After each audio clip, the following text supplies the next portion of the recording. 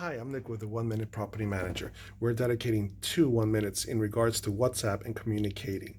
It's very important that you are able to communicate precisely with your board, with maintenance, with your office, with janitorial, and the owners.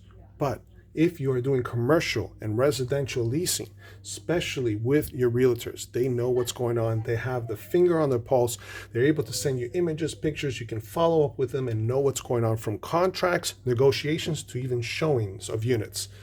Next is your city.